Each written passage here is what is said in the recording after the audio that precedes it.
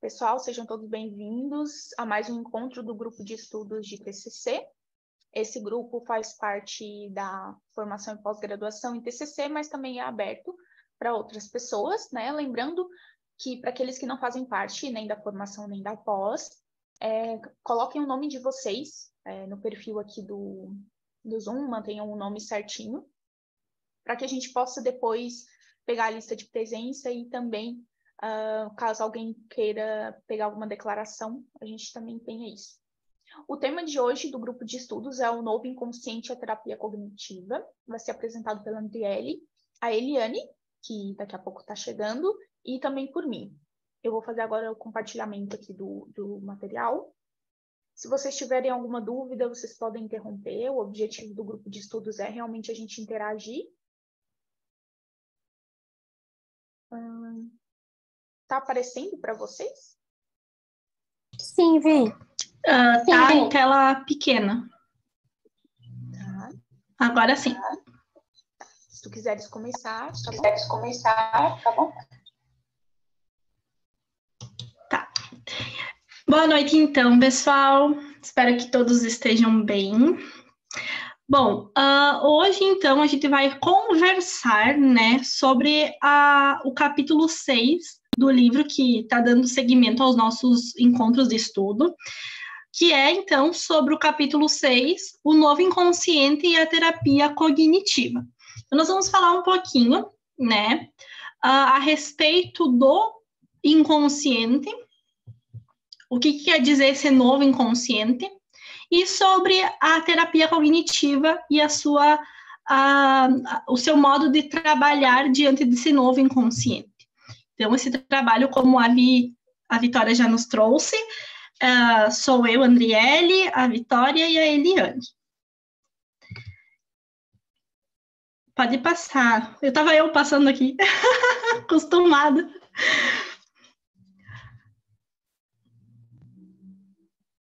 Joia. Então, fizemos um breve resumo do que será abordado na aula, nesse momento, nesse encontro. A gente vai trabalhar um pouquinho, entender um pouquinho sobre a terapia cognitiva, sobre a terapia focada em esquemas, tá? E o que esses dois pressupostos, né, têm a ver com o novo inconsciente.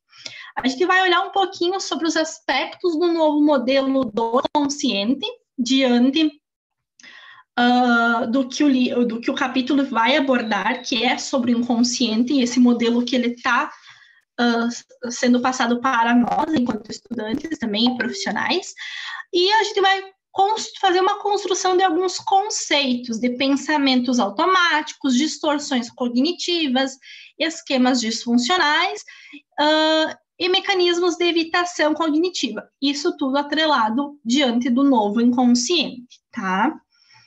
Vamos lá, então. Vitor, passa. Meu Deus, eu tô com um toque aqui de passar os slides. Me desculpa. Então, a gente vai falar um pouquinho sobre os pontos históricos, né? Para entender um pouquinho como que isso aconteceu e de que maneira isso foi ocorrendo nessa trajetória, história, tempo e estudo, profissão, ciência, enfim. Vamos lá. Então, segundo Damasio, ele nos traz uma visão da neurociência. Então, a maior parte da atividade mental é inconsciente e apenas uma pequena parte está envolvida nos processos mentais conscientes. Então, ele logo nos traz também o exemplo, né, do iceberg que Freud utilizava para representar o inconsciente. Então, ele traz que a nossa atividade mental, o nosso raciocínio mental, o nosso comportamento, a nossa cognição, enfim, a mente em si, ela tem um aspecto maior de forma inconsciente e uma forma menor da consciência. Então, temos mais abrangência nesse aspecto. E aí traz, né, Freud trazia muito a questão desta metáfora do iceberg, representando, então, como seria o inconsciente e a consciência, né? O inconsciente e a consciência. Freud tentou explicar também sobre o funcionamento mental, como que era esse funcionamento, né, do inconsciente dinâmico. né? Colocando, então, o quanto o inconsciente ele está ligado, né, a questões que se referem a uma passagem de vida que teríamos, né, num ponto histórico mais profundo, né? Eu vou utilizar esse termo que eu acho que talvez fique mais fácil de entender, né? Então, de uma forma mais profunda. Então, vivências mais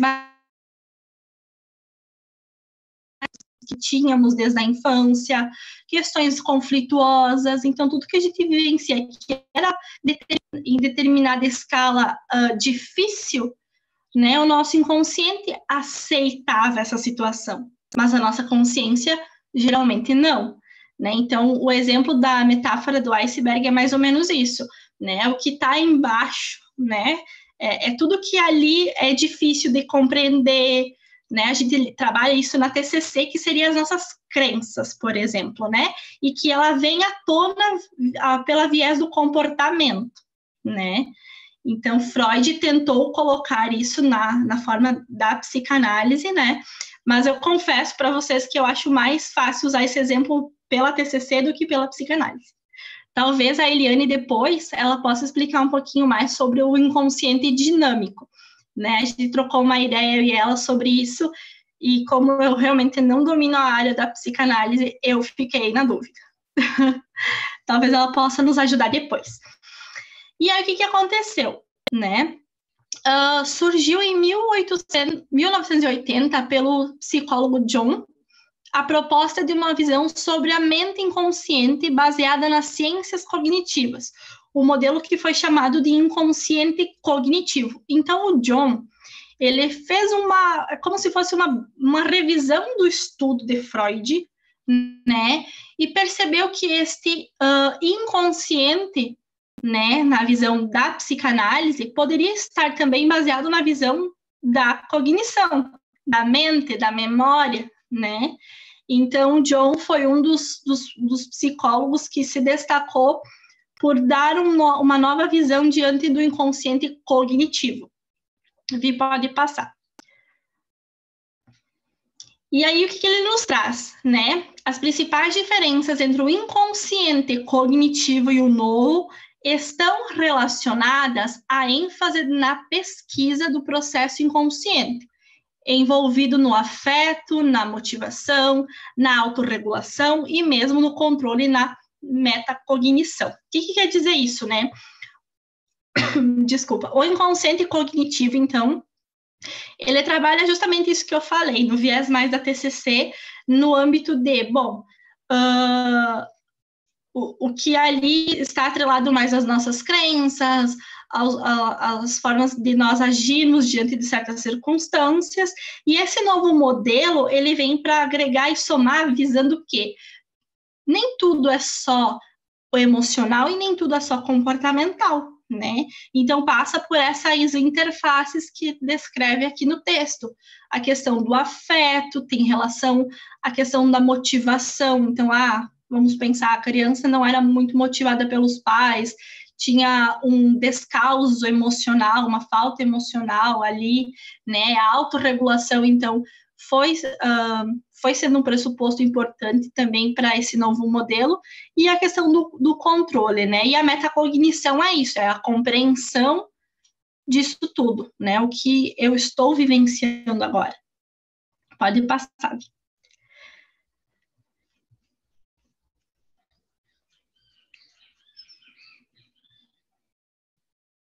Pessoal, se vocês estão tendo dúvidas, por favor, perguntem. Eu acho que enfim, quem tem um tempo conseguiu dar uma lida nesse capítulo, né? Talvez surjam algumas dúvidas, assim como eu também tive. A gente pode estar trocando uma ideia também. André, pode falar mais dessa metacognição? Tá, volta a vir, então.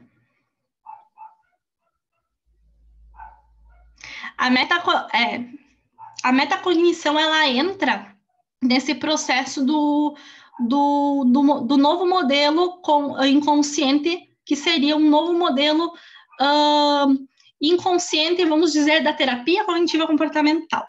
O que seria isso, né? Seria a metacognição. Então, cognição, a gente sabe que é a nossa mente, o que aprendemos, o que compreendemos, a gente tem esse raciocínio, né? E essa metacognição é justamente esse pressuposto, né? Em que existem mudanças no afeto, existem mudanças, então, na motivação, existem mudanças em pressupostos no nosso dia a dia, nessa nossa percepção das coisas. Então, essa metacognição, ela está relacionada exatamente à memória, né? O que eu aprendo, o que eu entendo, o que eu tiro disso do meu dia a dia, né? Vamos pensar numa criança que está aprendendo, por exemplo.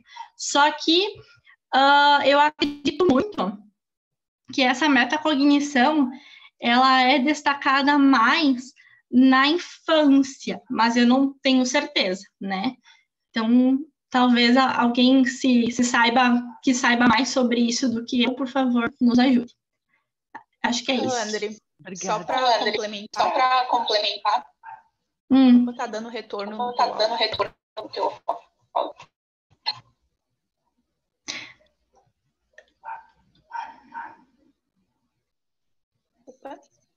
Opa.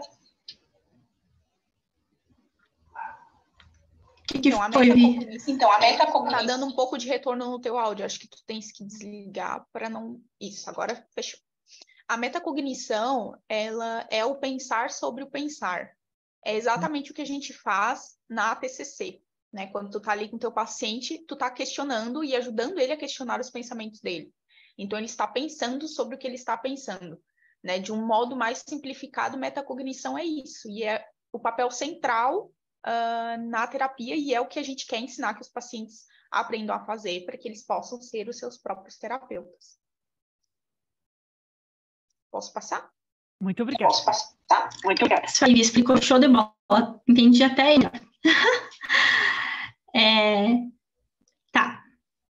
E aí, então, a gente traz muito, né? O texto traz muito sobre o novo inconsciente, que seria, então, uma alternativa teórica mais coerente e compatível com os fundamentos científicos e epistemológicos da terapia cognitiva contemporânea, né? Então, se utiliza da terapia cognitiva tradicional e também se utilizará da terapia cognitiva voltada aos esquemas. E aí o novo inconsciente é um modelo de funcionamento inconsciente que oferece fundamento compatível com as teorias cognitivas, ou seja, com a cognição, né? A nossa cognição está atrelada ao inconsciente. Pode passar. Andriele, eu posso só fazer uma... Sou eu, Eliane, boa noite. Oi. É só um adendo a essa questão do inconsciente em Freud, porque depois eu nem quero retornar nesse tema, só para... Vou abrir minha câmera aqui um instantinho. Nem sei se abriu. Olha, é o seguinte, a questão do inconsciente Freud, o que eu entendi assim, que o autor quis dizer, que não dava para fazer uma conciliação da parte de conceituação, porque a conceituação em psicanálise tem como objeto de estudo outros parâmetros, outros paradigmas, vamos assim dizer. O que Freud entendia como inconsciente estava muito relacionado, aquilo até que eu mandei para você, com as motivações a partir do princípio do prazer e do princípio da realidade. Ele construiu toda uma teoria, uma abordagem de desenvolvimento, né, entendendo o ser humano na sua parte de desenvolvimento de personalidade, tudo a partir desse construto entre o princípio do prazer e da realidade, ou seja, e isso atravessando também as questões das pulsões sexuais, né, dos desejos, das necessidades primárias do ser humano, muito voltada com a questão do prazer. Então, quando a gente fala inconsciente em psicanálise, sempre vai estar muito ligada a alguma, quando tem, por exemplo, lá no caso das histerias, né? Quando ele começa a estudar nas histerias, os primeiros casos lá que ele está construindo a psicanálise, estava muito relacionado a sintomas, somatizações que teriam, né, nessas expressões aí das sintomáticas, relacionada a algum conteúdo que foi reprimido, algum conteúdo que não, que de algum modo, porque ele não fala só do inconsciente, ele fala de 3 instâncias psíquicas, né?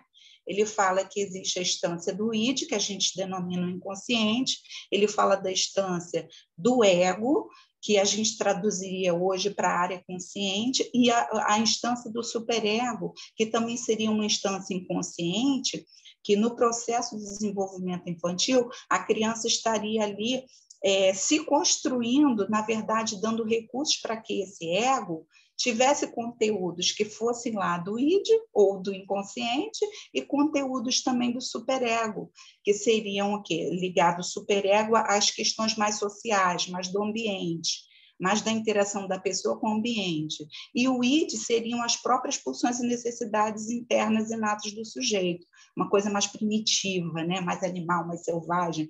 Tanto é que, em algum do texto dele chamado Mal-Estar na Civilização, ele diz que só pode existir civilização porque existe a lei, existem a ordem, o limite, né? E os sofrimentos muitas das vezes são causados, segundo a psicanálise, porque justamente para haver civilização tem que existir lei. Então, é uma coisa, gente, só que é uma teoria assim que, para você entender, é um mergulho. Eu mesmo vivi um pouco desse período sobre essa teoria, não domino, tá? Então, é bem complicado. Não dá para a gente pegar e querer parear, querer dizer que é a mesma coisa. O ideal é a gente pegar o óculos da TCC para poder entender. Agora, o que fica desses 2 construtos, da contribuição que a psicanálise trouxe? Foi justamente esse cara magnífico lá atrás, ele, como neurologista, ele entendeu que existiam processos ali neurobiológicos e psíquicos que não eram processados pelo consciente, né? E aí é o que a gente está fazendo uso hoje dessa releitura, né? E não pode desmerecer essas descobertas que ele fez, né? Eu acho que essa é a contribuição mais importante para a gente poder trazer um pouco para o olhar das terapias cognitivas, né? Tá bom, querida? Não só isso que eu queria falar. Obrigada. Valeu, Eliane. Acho que ficou bem explicado, bem entendível, né? E sim, eu acredito que quem conseguiu ter esse tempinho de ler o texto, para alguns ficou mais fácil o entendimento, para outros talvez nem tanto, porque ele traz essas questões, então, da psicanálise, né? Então, a gente está aqui como, enfim, né? Alguns já atuando há muito tempo na TCC, outros entrando, né? Então, a gente precisa ter esses 2 links de compreensão. E que bom que temos colegas que entendem melhor sobre isso, né? Vamos lá, então. Então, esquemas disfuncionais inconscientes. Então, aqui a gente já vai trabalhar com o Beck, Aaron Beck.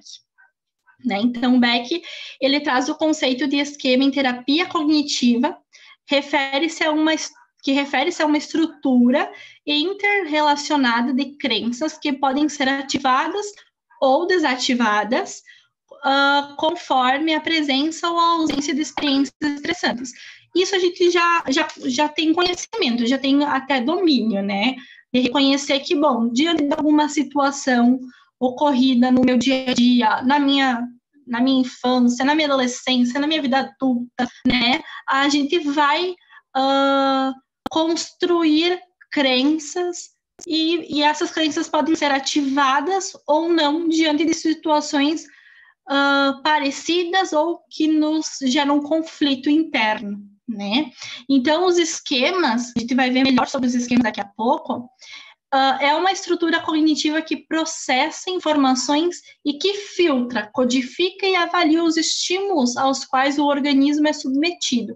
Então, a gente compreende que os esquemas, tem muita correlação com o comportamento, sim, mas também com as emoções, né? E com a questão do organismo também, ele está atrelado à questão sintomática, né? A gente tem que levar isso em consideração. E em relação aos processamentos inconscientes, né?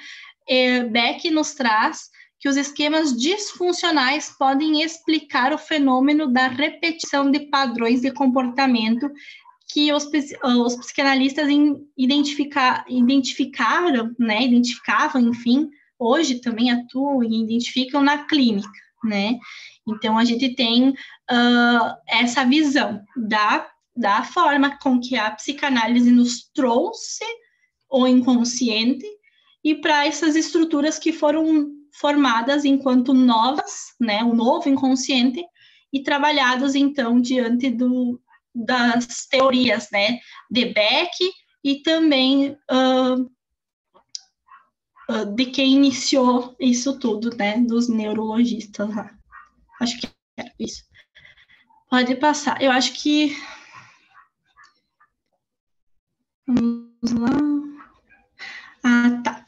E aí, o que nos traz, né? O Arthur Feynman, né? Ele traz um pouquinho sobre... Ele é um terapeuta cognitivo, né?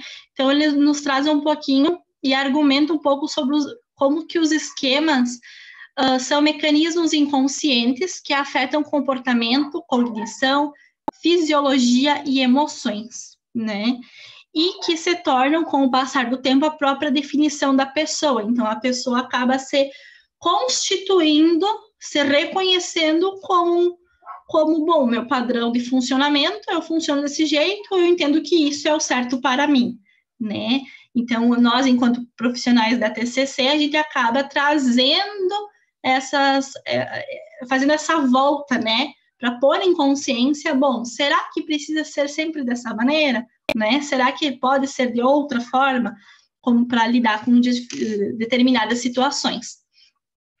E aí a gente trabalha com a terapia cognitiva.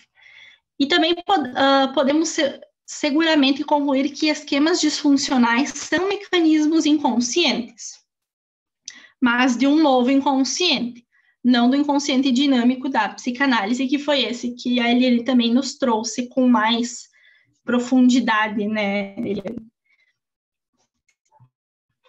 Pode passar. Alguma dúvida até aqui, pessoal? Eu acredito que é um texto que, por falar sobre inconsciente, sobre essa teoria, né, talvez seja um pouco mais denso, né? Mas a gente pensa que a terapia cognitiva ela vem a nos agregar para entender um pouquinho melhor sobre isso, né? Pessoal, agora eu vou explicar um pouquinho sobre, continuando, né, a fala da Andriele e também da Eliane, sobre a terapia cognitiva e os processos mentais inconscientes. Então, em uma das convenções da APA, ocorreu um encontro entre o Albert Ellis e o Aaron Beck, em que nesse encontro eles reconheceram o valor das ideias de Freud. Eles destacaram principalmente a relevância dos processos mentais inconscientes na determinação do comportamento, que é justamente o que a Andriele trouxe como esses esquemas, né? Esses esquemas eles não estão a um nível em que nós acessamos, em um nível consciente, eles estão um nível abaixo, pensando ali no iceberg, né? Ele está embaixo da superfície, e a gente não acessa esses esquemas diretamente, mas eles aparecem através dos nossos sintomas, o que a psicanálise chamaria os atos falhos, os sonhos, para nós seriam os sintomas, principalmente quando a gente está falando de um quadro de ansiedade, por exemplo, isso fica muito claro, porque tem essa sintomatologia bem forte. Dos pensamentos automáticos, eles acabam sendo resultados conscientes do processamento esquemático inconsciente. Então, a gente tem aquele esquema ali que está a um nível inconsciente, acontece alguma coisa, gera aquele gatilho e vem aquele pensamento automático, que a gente consegue tomar consciência, a gente consegue perceber o que tu está pensando, né, que é a metacognição, mas a origem dele é inconsciente. E isso vai emergir, então, na vida mental como imagens, ou então com pensamentos verbais.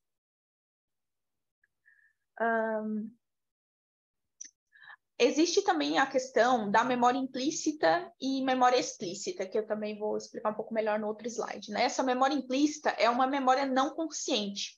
Então, mesmo que a gente não lembre de determinadas experiências, aquelas experiências aconteceram, geraram traumas, geraram efeitos que vão trazer consequências para o futuro, né? Quando acontecer um gatilho, algo que te lembre aquela situação, você vai ter uma reação diante daquilo, mesmo que seja uma memória implícita que tu não tenha acesso consciente. Continuando a fala, né? Eu deixei a pergunta ali, o inconsciente freudiano existe? A gente não pretende responder se existe ou não, porque os psicanalistas vão dizer que sim e outros vão dizer que não. Mas como a Eliane explicou, o inconsciente que o Freud traz, ele é diferente do inconsciente que a terapia cognitiva está falando. A gente não consegue colocar tudo na mesma caixinha, mas a gente pode entender, sim, que o inconsciente, que a teoria do Freud serviu como uma boa base para que a terapia cognitiva se questionasse sobre esses processos inconscientes, né? Que nem tudo está a nível de pensamento automático. Então, existe uma natureza inconsciente no processamento cognitivo da informação. Entrando ali na parte da memória implícita, que eu comentei que é aquela que a gente não consegue acessar, em contrapartida, a gente tem a memória explícita, que é aquela que a gente tem fácil acesso e está ali fresquinha na nossa lembrança. Então, esses esquemas que são negativos, esses esquemas que nos causam sofrimento, eles vêm principalmente de uma memória implícita. Aqui eu coloquei uma citação. Os esquemas disfuncionais envolvem memórias implícitas e, depois de desenvolvidos, servem como modelos para o processamento das experiências ulteriores, desembocando em confirmações automáticas e circulares dos próprios esquemas. O que isso quer dizer? Que esses esquemas foram, então, formados por essas memórias, que a gente não tem acesso, que está lá no inconsciente, só que isso vai servir de modelo para a gente ver a vida, como se fosse uma lente. Né? Então, passei ali por uma rejeição, por exemplo, uma rejeição ali na infância, na relação com os meus pais, e a partir daquela situação que talvez eu nem tenha tanta lembrança assim, eu vou colocar aquele óculos e eu vou olhar para as minhas experiências daquela forma. E isso faz com que eu sempre veja coisas que vão confirmar a minha crença e os meus esquemas. Né? Eu dificilmente vou dar importância e vou olhar para as situações em que as pessoas me aceitam, em que eu sou amada, mas eu vou prestar muita atenção para situações em que as pessoas rejeitam, em que as pessoas se afastam, porque é o que tem a ver com os nossos esquemas. Então, a pessoa acaba reforçando a sua crença, ela acaba retroalimentando, sem perceber, ela faz isso de uma maneira inconsciente mesmo. A psicanálise vai chamar isso de compulsão à repetição, mas a TCC não vai usar esse termo, ela vai dizer que a pessoa está entrando quase que numa profecia autorrealizante, em que ela acredita que aquilo vai acontecer e ela passa a se comportar de uma forma que facilita que aquilo de fato aconteça. Então, se eu tenho muito medo de ser rejeitada, eu acredito que eu vou ser rejeitada, eu automaticamente me afasto das pessoas e isso vai tornar a chance de eu ser rejeitada maior, mesmo sem que eu perceba. Normalmente, não estamos conscientes da operação dos esquemas, nem mesmo de sua existência, somente dos resultados produzidos que acabam compondo o núcleo de nossa personalidade. Essa citação aqui foi a referência que eu tentei fazer ali com a frase do Freud, né? Se a boca cala, falam as pontas dos dedos, porque apesar da gente não pegar o esquema com a mão, olhar ele de pertinho, a gente consegue conhecer os seus efeitos, né? Então, mesmo que a pessoa não fale, mesmo que ela não toque esse esquema, ele aparece de alguma forma. Nesses padrões de relacionamento, nos sintomas físicos, sintomas emocionais, nas relações interpessoais. Agora, a terapia focada em esquemas. A gente teve já um grupo de estudos todo focado em terapia do esquema e também uma aula sobre isso, né? Então, só mais para relembrar, a terapia focada em esquemas, ela faz parte dessa terceira geração da TCC e ela vai trazer esses elementos da TCC clássica de uma forma quase que mais atualizada.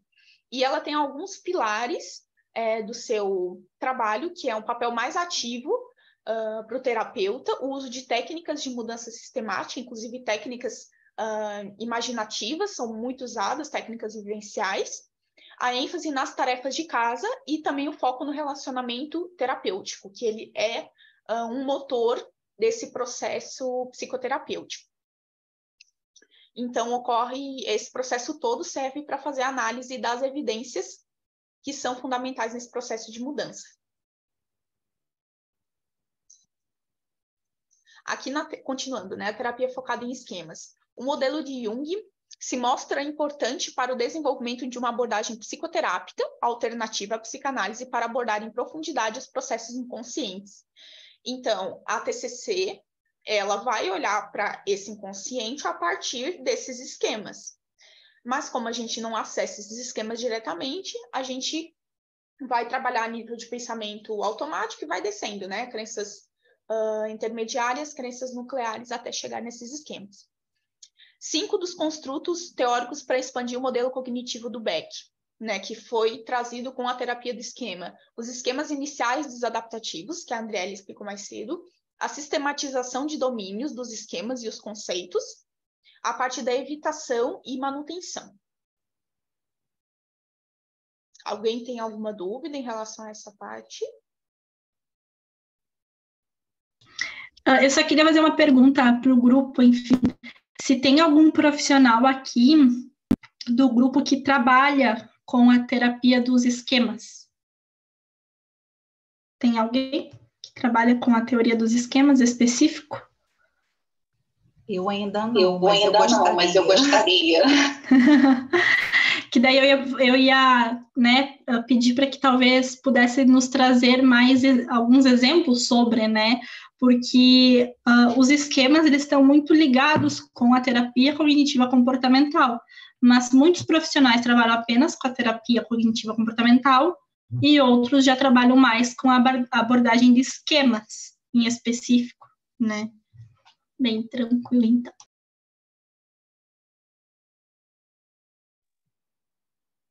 A gente pode continuar, então?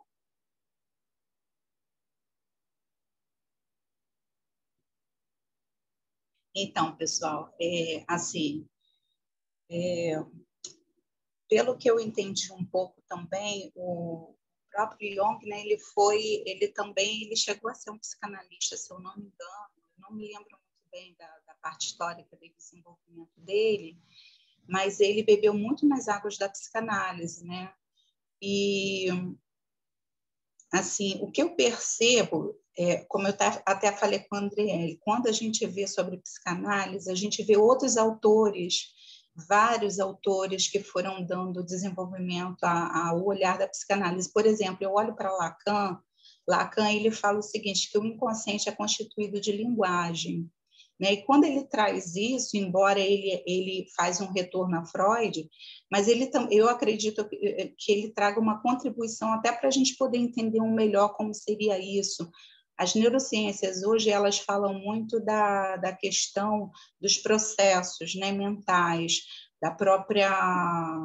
das próprias funções cognitivas, né, das inter-relações entre si, desses processos que são alcançáveis pela consciência e dos que não são. E é interessante que tudo isso está repleto de representação pela linguagem, pela fala, pelo comportamento, né? E quando a gente entra nessa parte de distorções cognitivas, que Beck já falava, como que Beck entende as distorções cognitivas? O autor coloca essa referência a Beck como se fossem mecanismos de manutenção dos esquemas, né? Como que seriam esses mecanismos? Ele coloca como se, através das distorções, das informações aprendidas da realidade, que podem contradizer o modelo internalizado do self, ou seja, a pessoa tem o seu padrão, o seu esquema mental, que isso envolve tanto a área cognitiva quanto emocional e comportamental de modo geral, né? Então, seriam aqueles padrões, ou que a gente pode chamar de esquemas. E aí, o que acontece? Ela tem um contato com a realidade, com a realidade, com o ambiente, seja social, seja no trabalho, seja o que for. Quando essa informação chega até a pessoa, ela vai ter a sua percepção daquela fala, daquele evento, daquela situação. E se ela tem um esquema disfuncional, a distorção cognitiva vai ser um mecanismo, como se fosse um mecanismo de defesa, né? Que na psicanálise se usava outros termos para mecanismo de defesa, mas nessa abordagem da TCC, da terapia cognitiva, ele coloca muito como um exemplo de mecanismo a distorção cognitiva, que seria esse padrão que a pessoa tem interno, por gerar um conflito com aquela realidade que está sendo apresentada para a pessoa, ela vai dar um jeitinho ali através da cognição, através da emoção ou do próprio comportamento para se desviar dessa realidade. Então, é o jeito que e a pessoa, às vezes, não faz isso de forma consciente, sabe? Pode usar a fuga, a esquiva ou até a luta, mas de uma forma incongruente, às vezes, né? Como a gente chama. E Jung também falou sobre a subordinação ao esquema. Ele deu o nome desse mecanismo de defesa também, que aparece também como uma subordinação ao esquema, que seria essa forma que o esquema utiliza desses artifícios aí de interpretação, né, cognitivo ou de sentimentos, para poder manter aquele padrão. O esquema não pode mudar, a realidade seria essa.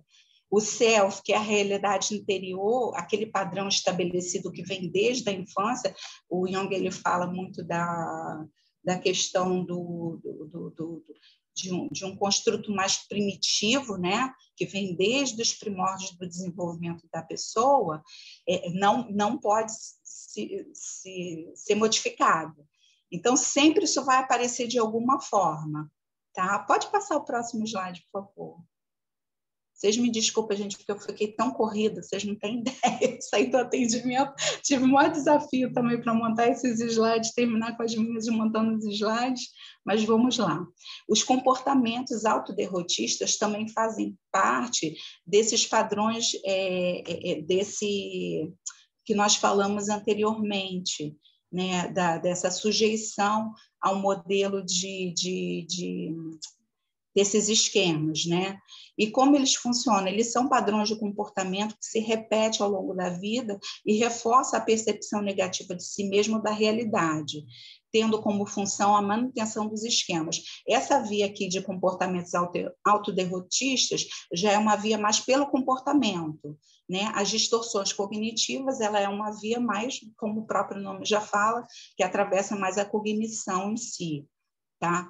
Aí ele até dá um exemplo, por exemplo, aqui nos comportamentos autoderrotistas, por exemplo, uma mulher que ela escolhe sempre parceiros arrogantes, dominadores, ela faz muitas das vezes isso para manter um padrão de um esquema de subjugação, ou seja, a pessoa ela tem esse esquema de subjugação e ela vai se comportar muitas das vezes nos seus relacionamentos reforçando esses esquemas, e a forma com que ela faz isso através do comportamento é se relacionando com pessoas que reforcem esse pensamento que ela tem sobre si mesma. Alguma dúvida, gente, com relação a isso? Pode passar. Aí ele também fala, o autor fala sobre a questão de evitação do esquema como um mecanismo também bem importante. E a evitação do esquema ela está muito relacionada, eu vou até ler aqui uma citação que eu achei importante. Os EIDs acionam alto nível de afeto quando ativados, despertando reações emocionais aversivas intensas, como culpa, ansiedade, tristeza ou raiva. Ou seja, toda vez o sistema lá, os EIDs estão quietinhos lá, você está na vida, fazendo suas coisas, estudando, fazendo seus trabalhos, trabalhando, se relacionando na família, na profissão, aí de repente algum gatilho, alguma situação da realidade, ou externa, ou até mesmo alguma questão interna, pode ser um gatilho para que algum EID, algum esquema que você tenha disfuncional possa ser ativado. E o autor ele fala que toda vez que um sistema desse, um EID é ativado, ele pode gerar diversos afetos. Isso é muito desconfortável. Pode ser angústia, pode ser ansiedade, pode ser tristeza, pode ser vários sentimentos. E isso é muito desconfortável para a pessoa. Então, a pessoa, para não lidar com esse sofrimento, para ela não lidar com essa dor emocional, com esse desconforto, ela vai fazer de tudo para evitar que esse esquema seja ativado. Então, é como se a evitação fosse um mecanismo para manter quietinho aquele EID ali, né? Bem quietinho, sem ser mexido. E esses EIDs, eles podem ser ativados tanto no campo cognitivo, quanto no campo afetivo, ou quanto no campo comportamental. Na verdade, a evitação ela pode acontecer tanto no campo cognitivo, afetivo ou comportamental. Eu vou parar nesse slide aqui mesmo, mas eu vou continuar falando um pouquinho, por exemplo, quando essa evitação acontece no campo cognitivo, né? Quando isso acontece, o sujeito ele cria processos tanto volitivos, né, com relação à sua própria vontade, quanto automáticos também ou inconscientes, para evitar acionar o esquema ou sentir o afeto a ele conectado. Essa evitação na esfera cognitiva ou tentativas automáticas de bloquear pensamentos, imagens, para que podem acionar o esquema. Ou seja, a pessoa faz de tudo para evitar pensar sobre um determinado assunto, isso no campo cognitivo, né?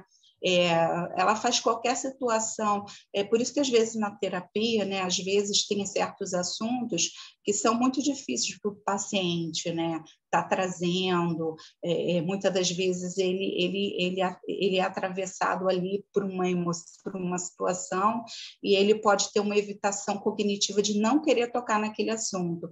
Por isso que é muito importante essa sensibilidade também por parte do terapeuta, né, de compreender qual é a dificuldade, o tempo interno daquele paciente, para ele poder mexer naquela questão ou não naquele momento. Aí o autor cita Jung também, que enfatiza que o processamento inconsciente e o papel da memória na evitação cognitiva é muito importante, né? E houve-se, através da neurociência, também essas percepções. Como, por exemplo, pode-se perceber quando existe casos de abuso sexual na infância, né? Ou traumas específicos, tanto de abuso sexual quanto outros tipos de traumas ocorridos na infância, mas o autor traz especificamente de abuso sexual, aonde que a criança ou a pessoa que sofreu o abuso, ela não consegue ter lembranças do fato, né? Justamente porque foram coisas muito doloridas, muito difíceis de lidar. E uma das explicações, até de um modo neurológico, que está vinculada à memória, que poderia explicar essa ausência de lembrança, seria a experiência traumática em si. O autor faz uma correlação, né, com a liberação de cortisol, porque quando a pessoa está num nível de estresse muito elevado, o nível de cortisol é muito alto, e já através das neuroimagens é possível se perceber que algumas regiões do hipocampo, que é ligada à memória implícita, né, pode ser danificada com excesso de cortisol. Isso seria uma explicação assim, mais da neurociência, para tentar explicar um pouco por quê que alguns traumas assim eles são esquecidos mesmo, né? Por conta até de um apagão, por assim dizer, neurológico mesmo, como uma defesa. Deixa eu ver se eu continuo aqui. Outras estratégias de evitação cognitiva também incluem a despersonalização. Eu coloquei, não vou ter mais slides, tá, pessoal? Mas o importante é que a despersonalização. A despersonalização, ela consiste no processo que o paciente se remove psicologicamente da situação que desencadeia um EID, né? Ou seja, ela está ali numa situação, se de repente, é como se ela saísse do lugar, como se ela saísse cena, sabe? Eu entendo mais ou menos assim, né? Não sei se alguém pode ter lido o texto e entendido de uma outra forma, mas essa personalização existiria na questão cognitiva ainda, onde a pessoa ela se remove psicologicamente daquela situação para evitar, né? É como se a pessoa fugisse do assunto, tivesse uma fuga ali do pensamento com relação a algum pensamento ou uma conversa, alguma situação que poderia desencadear um esquema, né? Os comportamentos compulsivos, como alimentar e outros comportamentos compulsivos, também têm uma função de distrair o paciente de pensamentos perturbadores. Então, isso aqui pode acontecer também. Às vezes, a pessoa ela desenvolve um comportamento compulsivo para evitar pensar sobre um determinado assunto que estaria também sendo um gatilho para acionar o esquema, trazendo muito sofrimento, muita dor. A evitação afetiva, também da mesma forma que a cognitiva, pode envolver tentativas conscientes ou não de bloquear sentimentos, ou seja, isso pode acontecer tanto na esfera consciente ou não. A pessoa que às vezes já passou, ela tem um autoconhecimento maior, às vezes ela conscientemente pode evitar certas situações, porque ela já sabe que aquilo não vai lhe fazer muito bem e pode desencadear aquelas reações aversivas, né? Pelo esquema. As evidências de evitação afetiva, segundo Jung, também está ligada à dificuldade de identificar o conteúdo de sintomas ou emoções experienciadas e a presença de sintomas somáticos. Por exemplo, pessoas, às vezes, na esfera da evitação afetiva, ela pode ter uma dissociação entre o sentimento e a emoção. São aquelas pessoas, por exemplo, que ela está sentindo alguma ansiedade, alguma angústia, alguma coisa. Quando você pergunta a ela, aconteceu alguma coisa? Teve algum evento, algum gatilho? A gente na TCC faz muito isso, né? Tipo, que evento aconteceu? Teve alguma lembrança, alguma imagem, alguma memória? E a pessoa que tem esse tipo de evitação afetiva, ela tem dificuldade no discurso de fazer essa relação, de fazer essa associação entre o que ela está sentindo com algum evento que teria sido gatilho para essa situação, né? E isso aparece muito, por exemplo, pessoas que trazem sintomas somáticos também. A pessoa tem vertigens, ela tem tonturas, ela tem algum sintoma somático corporal, dor de cabeça, algumas coisas que não estão vinculadas diretamente a uma doença biológica, mas ela tem realmente, é como se fosse ali, se a psicanálise entrasse, poderia dizer que teria ali uma catarse, alguma coisa ali, né? No sentido no corpo, né? Como era muito no caso das histerias. Na época da histeria era muito assim, a pessoa às vezes tinha até uma paralisia, ela tinha uma cegueira, né? Muito voltada por uma questão de evitação do afeto, tá? E também tem a evitação comportamental, né? Estou falando ainda dentro do quadro das evitações. Na evitação comportamental, a pessoa é aquele quadro que a pessoa ela vai procurar um isolamento, ela pode desenvolver uma fobia social, ela pode ter uma inibição tanto profissional quanto no ciclo familiar, social geral, né? Isso seria mais uma evitação comportamental. Ela evitaria de estar em qualquer lugar e onde ela pudesse ter uma ativação ali dos esquemas. E tem, por último, a supercompensação, que seria, olha, eu vou ficar assim devendo e pedindo aos colegas também para me ajudar um pouquinho nesse ponto, que eu confesso que não deu para eu poder, eu vou tentar resumir de uma forma possível. Essa supercompensação seria mais, por exemplo, se o esquema da pessoa, se o esquema disfuncional da pessoa é de subjugação, por exemplo, ao contrário daquela mulher que eu falei anteriormente, dado o exemplo do autor, que ela procuraria um companheiro que a menosprezasse e que reforçasse essa forma dela pensar sobre si. No caso da supercompensação, a pessoa ela faria o inverso. Se o seu esquema é um esquema disfuncional de subjugação, ela vai ter um comportamento de subjugar os outros. Então, é só um exemplo simples que eu acho que fica claro que existem outros. Se tiver alguma colega que quiser até cooperar, eu agradeço. Mas, então, ficaria para concluir, né, dentro de todo esse contexto, essa última tópica da supercompensação, que seria a pessoa praticar, pelas vias do comportamento, principalmente, é aquilo que é inverso ao seu esquema disfuncional.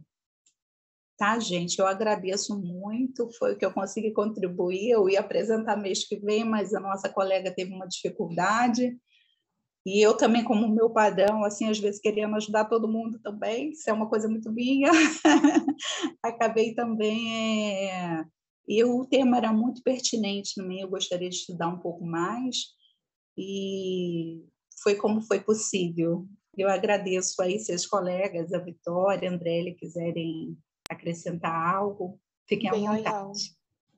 Foi bem interessante também essa tua fala sobre a psicanálise, né? Até a Luciane comentou ali, né? Que até então era muito complexo para ela fazer essa distinção.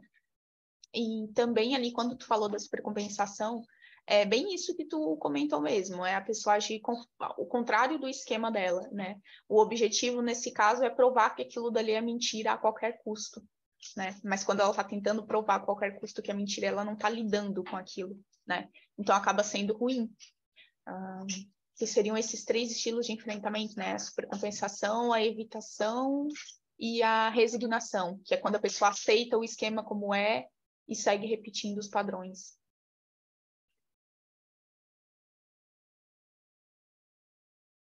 Alguém tem alguma dúvida, gente? Alguma pergunta? Tem alguma dúvida, gente? Alguma pergunta? Eu acredito que é isso, então, né? Já estamos quase no finalzinho, quase 7.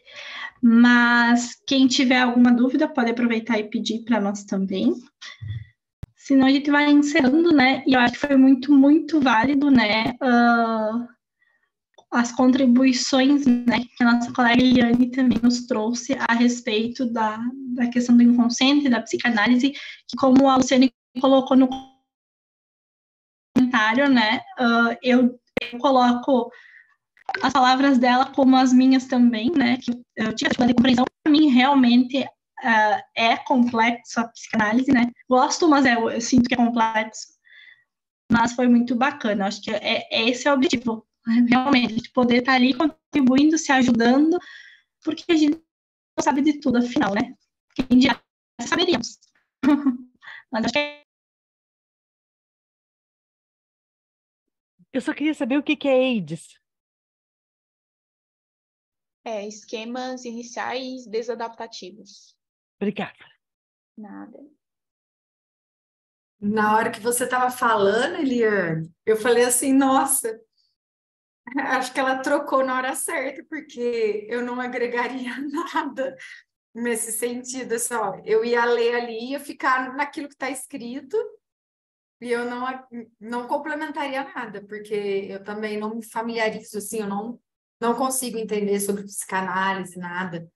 Então, foi muito produtivo. E, mais uma vez, obrigada, né, meninas, por ter trocado comigo. Foi eu que precisei dessa troca. Imagina, Ana, que estava para se ajudar. Até, Eliane, talvez tu coloca aquilo que nós estava falando no grupo, talvez tu pode colocar um pouquinho, brevemente, para os colegas a respeito disso, né, do modelo inconsciente, enfim, para a gente ter uma base também, né, entender um pouquinho melhor, se é possível. Então, é bem complexo, né? Porque dentro da própria psicanálise, ela já desenvolveu tantos olhares, mas, assim, o que a gente pode entender, para começar, é entender que cada teoria, cada abordagem, ela tem um objeto de estudo, é algo que centraliza. o objeto de estudo, ou seja, entende o ser humano de uma forma, né, pelo óculos, como a gente costuma muito falar. E a psicanálise, por exemplo, na época da psicanálise tinha também o existencialismo muito forte. O existencialismo, ele vê o homem pela existência, né, pelo caminho mais filosófico da existência, né? E a psicanálise pegava um pouco dessa coisa do existencialismo também, mas trazendo muito para o lado do princípio do prazer e da realidade. Então, quando tem um outro autor, eu esqueci o nome dele agora, o Eric, esqueci o sobrenome dele, mas ele fala... Erickson, isso, ele fala muito do desenvolvimento psicossexual, né? Ele pega a psicanálise de Freud também, mas ele já dá uma outra conotação sobre outros tipos de fase.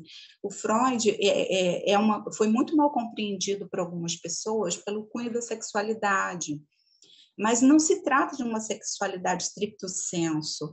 A psicanálise é linda, é uma teoria, uma abordagem assim, fenomenal, tanto é que ela existe até hoje, influencia até hoje.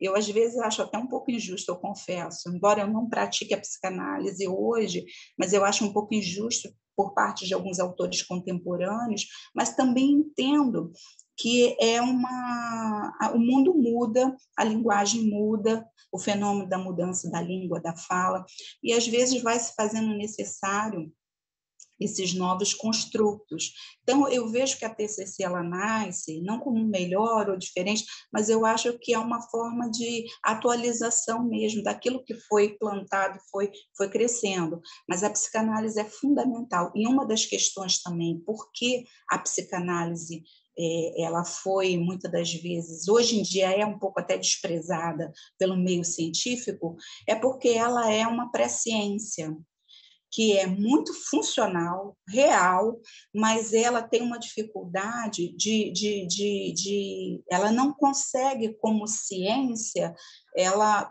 fala a verdade, esse é um pensar meu, tá, gente? É eu e Eliane falando. Como eu acho que nenhuma outra abordagem ainda conseguiu dar conta de uma replicação subjetiva, da subjetividade humana, tá? Se for falar a nível de processos psicoterapêuticos. Mesmo a TCC sendo baseada em evidências, o que a gente traz para a prática clínica é a evidência assim, comprovada. A neurociência conseguiu mostrar que o cérebro funciona A, B ou C, funciona desse modo, nos seus processos tal. Mas isso não dá para generalizar, porque cada paciente, cada sujeito tem a sua história, tem a sua forma de lidar com as experiências, com as vivências. Então, eu acho que esse retorno a Freud, o retorno à psicanálise, acaba acontecendo, como é a proposta do Jung e de outros autores, né? Mas tudo gira em torno do paradigma, de que forma com que esse autor, essa abordagem, enxergou o ser humano. E Freud enxergou o ser humano como se fosse um ser alimentado pelas suas pulsões, pelos seus desejos, do prazer, pela vida, pela existência, a existência pela vida. E quando ele encontra na civilização, nas relações com o outro, o limite, a lei, a regra do jogo, isso gera os conflitos internos. Então, só tentando resumir, gente, uma coisa impossível de se resumir. Por favor, que espero que nenhum psicanalista daí saia me expulsando, porque isso é uma leiga falando, tá? Uma leiga falando. Tanto é que eu não sou psicanalista, eu estagiei em psicanálise, amo a escuta inconsciente, mas fiz a escolha pela abordagem de terapia cognitiva e até mesmo dos esquemas, pela dificuldade na prática contemporânea de lidar com terapias tão breves, com pessoas que não tinham disposição, dinheiro, recurso e tempo para poder se dedicar a uma análise como ela pede. Tá bom? Espero que possa ter ajudado. Eliane. Vão buscar, que vocês vão encontrar muita ótimo. coisa boa. Aprendemos muito nesse encontro, acho que foi bem legal e bem diferente falar de inconsciente, né? Às vezes a gente acha que a TCC e o inconsciente não tem nada a ver, né? Mas, na verdade, a gente pode, sim, ter essa perspectiva de novo inconsciente. Então, agradeço todo mundo pela participação. Agora a gente vai para a supervisão de casos, né? O link já está lá no grupo.